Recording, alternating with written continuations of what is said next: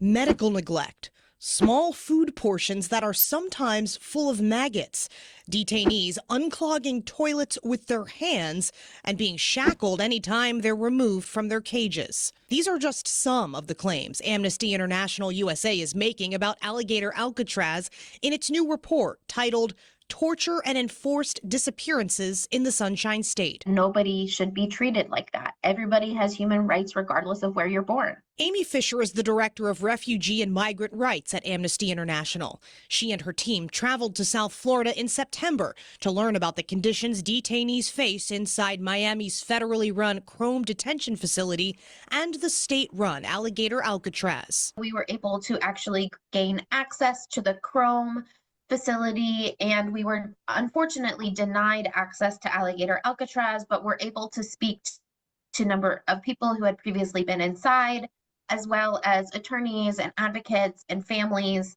The report also says detainees at Chrome suffer from medical neglect, verbal abuse and beatings from guards, as well as prolonged use of solitary confinement. And at Alligator Alcatraz, allegations of what Amnesty International calls torture in the form of a 2x2 box. People are put in this cage as a form of punishment. People told us that people were put in the cage for asking for medical care, asking for help for medical care for others, asking for food. And people are then put in this cage with their arms and their feet shackled and chained to the ground outside in the hot Florida sun for hours at a time without food or water. I sent lists of detailed questions to ICE, the U.S. Department of Homeland Security, and the Florida Division of Emergency Management, asking them to address these claims, including allegations of in-custody deaths made by former detainees.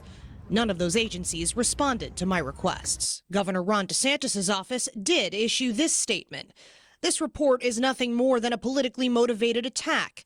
None of these fabrications are true. In fact, running these allegations without any evidence whatsoever could jeopardize the safety and security of our staff and those being housed at Alligator Alcatraz.